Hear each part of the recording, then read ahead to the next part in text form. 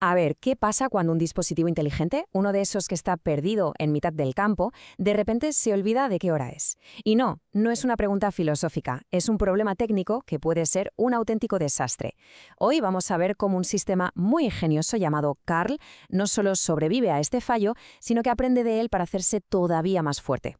Venga, vamos a meternos de lleno en ello. Imaginaos un sensor pequeñito en una colmena remota. Está ahí midiendo la temperatura, la actividad de las abejas para un apicultor. Su función más básica, después de medir algo, es saber cuándo lo ha medido. Sin una marca de tiempo que sea precisa, todo lo que registra es, pues, ruido, datos sin sentido. Y este es uno de los grandes retos del Internet de las cosas, sobre todo en sitios clave o a los que es muy difícil llegar. Exacto. Un dato sin su marca de tiempo es como una página que arrancamos de un diario. ¿Esto pasó por la mañana? ¿Por la noche? ¿Hace una semana?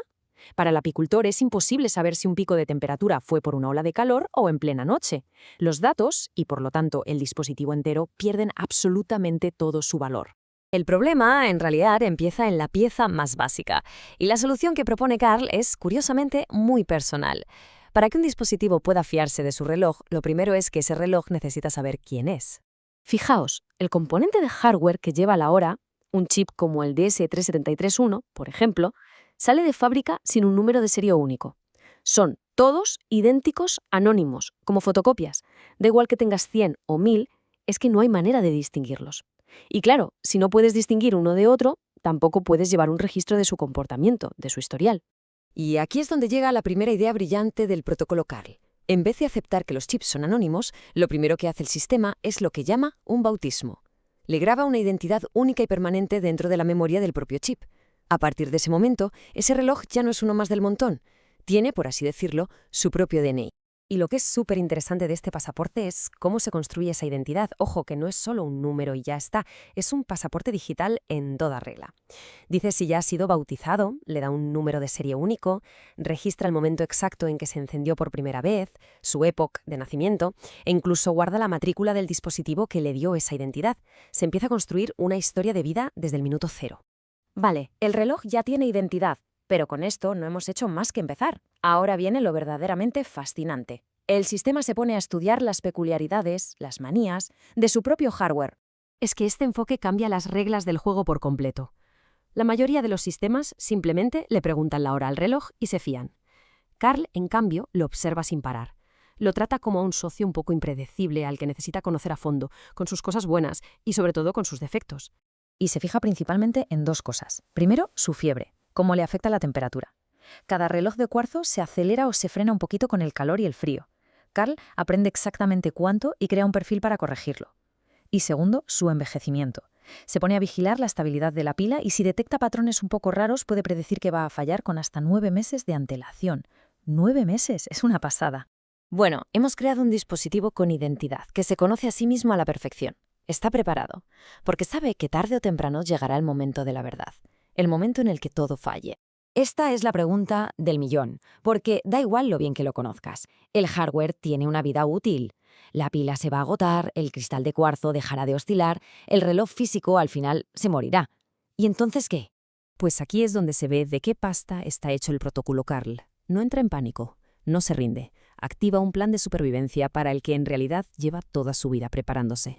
Y no hay una única respuesta al fallo, no hay solo un plan B. Hay un plan B, C y D.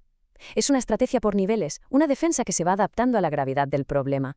El cerebro de todo este plan son los niveles de confianza.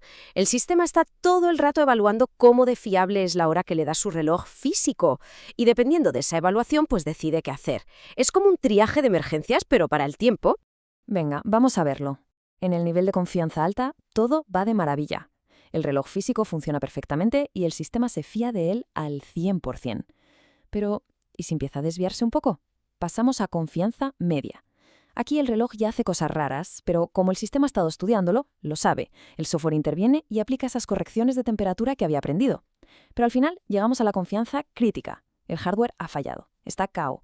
En este escenario, que es el peor posible, se activa el plan de supervivencia definitivo. Y esto es que es brillante. En modo crítico, el procesador principal del dispositivo pasa del reloj y empieza a contar el tiempo por su cuenta, creando un tiempo virtual. Para que este tiempo sea preciso, ¿qué utiliza? Pues los datos de fiebre que ya había aprendido. Y para no acabar perdido en su propia burbuja de tiempo, de vez en cuando usa la red de largo alcance para preguntarle la hora a un sistema central llamado Ángela.